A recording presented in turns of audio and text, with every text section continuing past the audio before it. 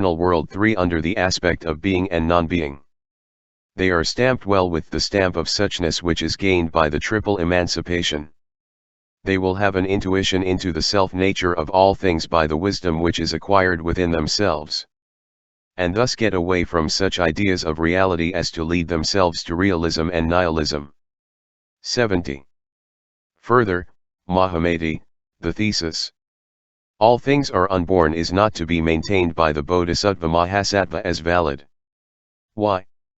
Of this thesis it is to be stated that anything of which something is asserted partakes thereby of the nature of being, and that the reason for this thesis is characterized with the quality of birth.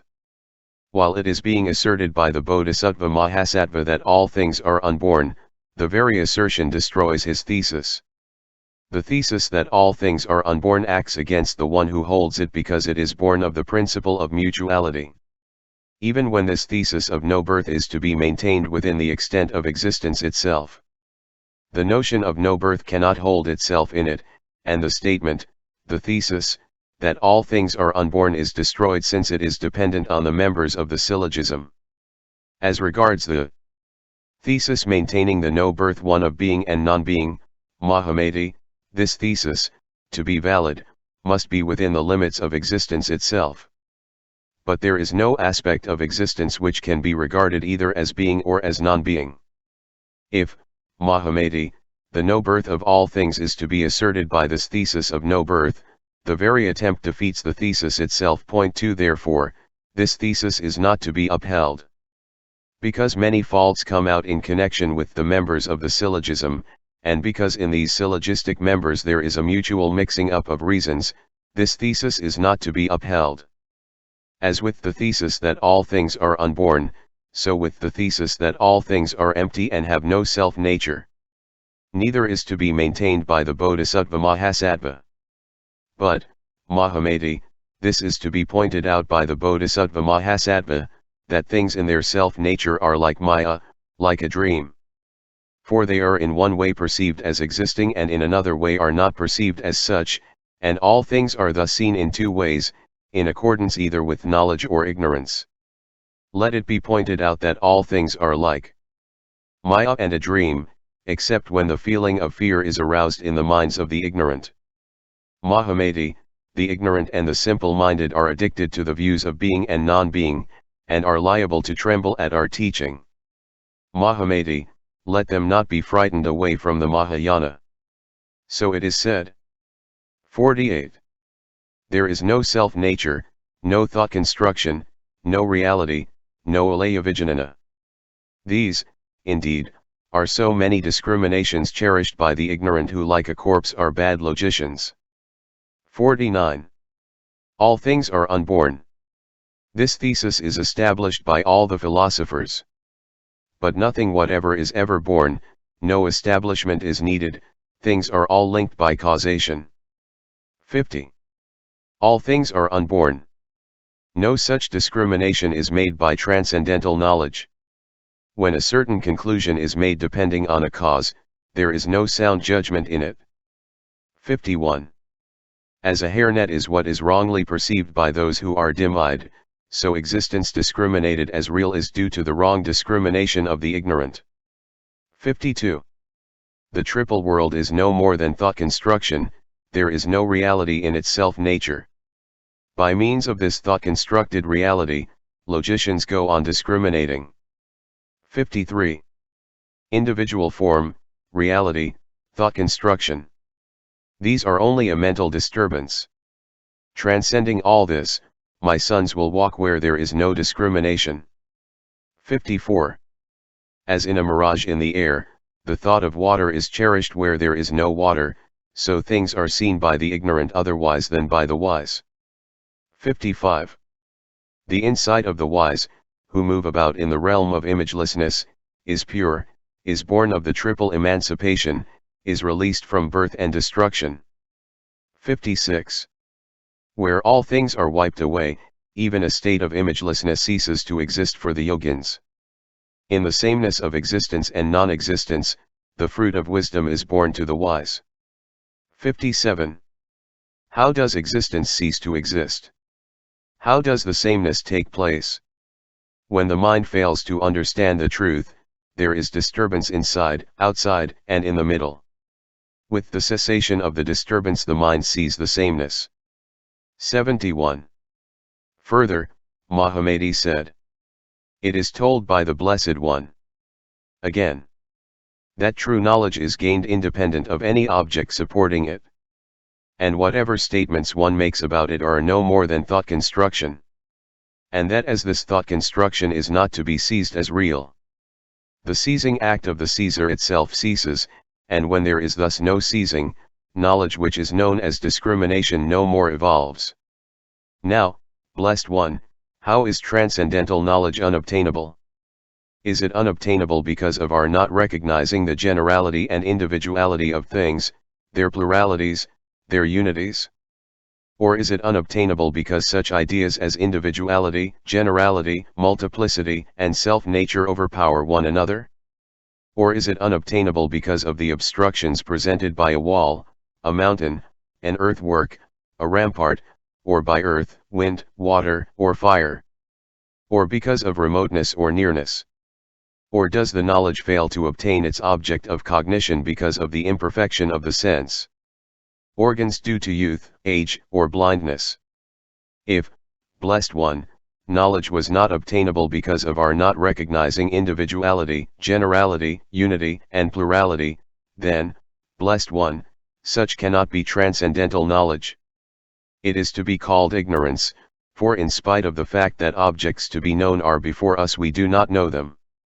Again, if knowledge is unobtainable because such ideas as individuality, generality, multiplicity, and self-nature overpower one another, such is ignorance. Blessed One, it is not transcendental knowledge. Where there is something to be known, Blessed One, knowledge evolves. Where there is nothing, none evolves. Knowledge is possible only where there is a correspondence with that which is known.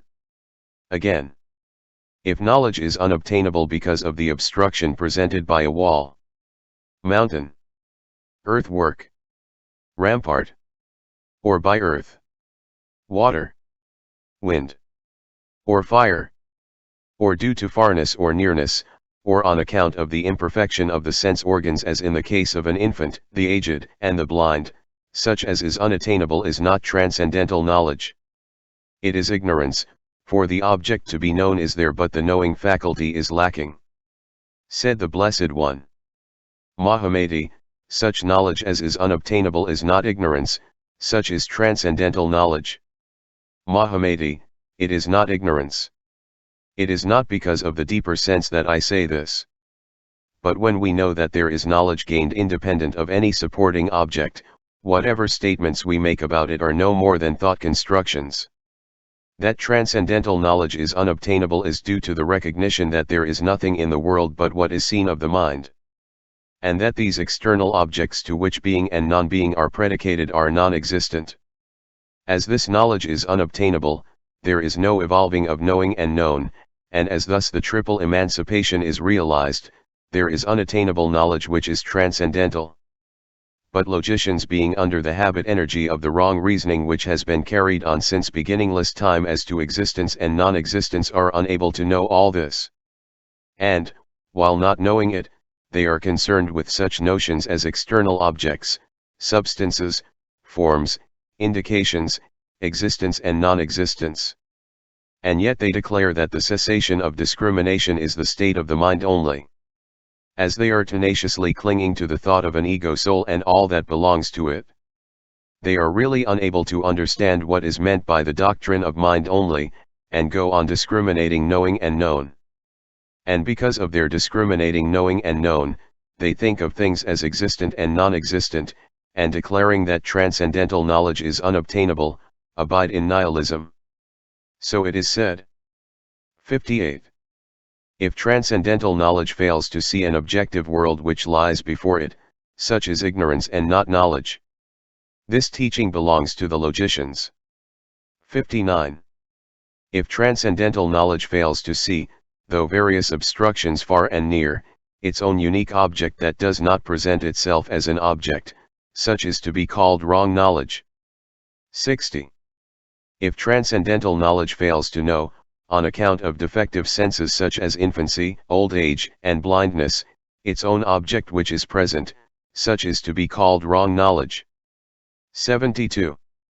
Further, Mahamati.